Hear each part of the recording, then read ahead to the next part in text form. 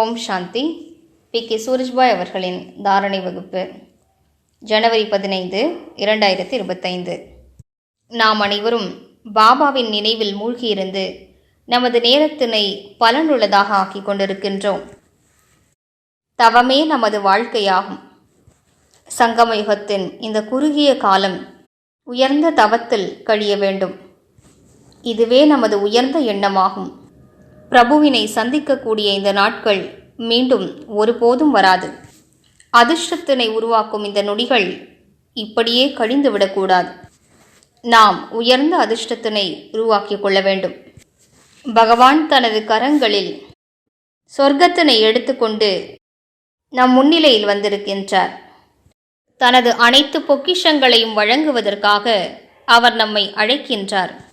அதிகாலை வேளையில் கள்ளம் கபடமற்ற நாதனாக அவர் இருக்கின்றார். வாருங்கள் குழந்தைகளே, என்னிடமிருந்து அனைத்தையும் பெற்றுக்கொள்ளுங்கள் என்று நம்மை அழைக்கின்றார்.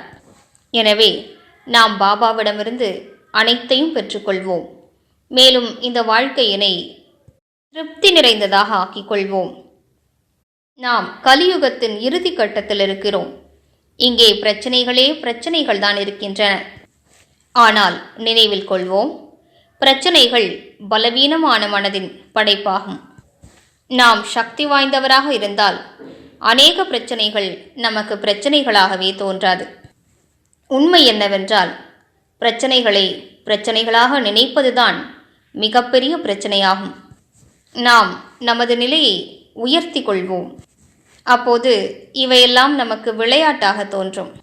சின்ன சின்ன விஷயங்களுக்கெல்லாம் நாம் மனம் கலங்கக்கூடாது. நம் மனதினை பலவீனமானதாக, எதிர்மறையானதாக நாம் ஆக்கிவிடக்கூடாது. அப்போது பிரச்சனைகள் நம் முன்னிலையில் வருவதற்கு கூட பயந்து போகும். எவ்வாறு சிங்கத்தின் முன்னிலையில் வருவதற்கு அனைத்து விலங்குகளும் பயப்படுகின்றன அல்லவா? மனிதர்கள் கூட பயப்படுகிறார்கள். அவ்வாறே நாம் சர்வசக்திவானின் குழந்தைகள். நாம் நமது அந்த சத்திய சொரூபத்தில் நிலைத்திருப்போமானால் பிரச்சனைகள் நம்மை ஏறெடுத்து கூட பார்க்காது. ஏனென்றால் நாம் பிரச்சனைகளை அழிப்பதற்கான சக்தி படைத்துள்ளோம். எவ்வாறு நெருப்பின் அருகே கொசுக்களும் விட்டில் பூச்சிகளும் வரும் என்றால், அல்லது எந்த விலங்கும் வரும் என்றால் எரிந்து சாம்பலாகிறதல்லவா? அதுபோன்றே நம்மிடம் பிரச்சனைகள் வரும் என்றால், தடைகள் வரும் என்றால் அவை அவசியம் அழிந்தே தீரும்.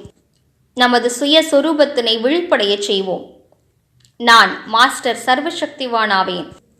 தடைகளை அழிக்கக்கூடியவனாவேன். நான் பிரச்சனைகளை பார்த்து பயப்படக்கூடாது. பிரச்சனைகள் தான் என்னை பார்த்து பயப்படும். மேலும் பிரச்சனைகள் பலவீனமான மனதின் படைப்பாகும். நமது மனதை சக்திசாலியாக வைத்துக் கொள்வோமானால் பிரச்சனைகளே இருக்காது. எனவே நினைவு செய்வோம், நான் மாஸ்டர் சர்வசக்திவானாவேன். என்னிடம் அனைத்து பிரச்சனைகளையும் எதிர்கொள்ளும் சக்தி இருக்கின்றது. அவற்றை அழிப்பதற்கான சக்தி இருக்கின்றது. அதிகாலையிலேயே இந்த நினைவின் திலகத்தினை அணிந்து கொள்வோம். அப்போது பிரச்சனைகள் அழிந்து விடுவதை நம்மால் காண முடியும். மேலும் இந்த வாழ்க்கையினை என்ஜாய் செய்ய வேண்டும். நினைவில் கொள்வோம், பிரச்சனைகளுடைய வேலை வருவது, நமது சக்தியோ அதனை அழித்து விடுவதாகும். அவற்றை அழித்து விடுவதற்கான சக்தி நம்மிடம் இருக்கின்றது. அவை தனது வேலையை செய்யட்டும். நாம் நமது வேலையை செய்து கொண்டே இருப்போம். அவற்றை பார்த்து பயப்பட வேண்டிய அவசியமே இல்லை. எந்த மனிதர் பிரச்சனைகளை பார்த்து பயப்படுவதில்லையோ அந்த பிரச்சனைகள் அவரை இன்னுமே சக்தி வாய்ந்தவராக, அனுபவம் வாய்ந்தவராக ஆக்கிவிடுகின்றன. அவர் பிறரது பிரச்சனைகளை கூட அழிப்பதற்கான முக்கிய பங்காற்றுகிறார். எனவே இன்று முழு நாளும் நினைவு செய்வோம், நான் மாஸ்டர் சர்வசக்திவானாவேன். தடைகளை அழிக்கக்கூடியவனாவேன். உயர்ந்த தபஸ்வியாவேன். இந்த உடலில் நான் அவதரித்திருக்கின்றேன். பரந்தாமத்திலிருந்து இந்த உடலில் நான் அவதரித்திருக்கிறேன். எனது வேலைகளை முடித்துவிட்டு இந்த உடலை விட்டுவிட்டு எனது வீடாகிய பரந்தாமத்திற்கு நான் திரும்பிச் செல்ல வேண்டும்.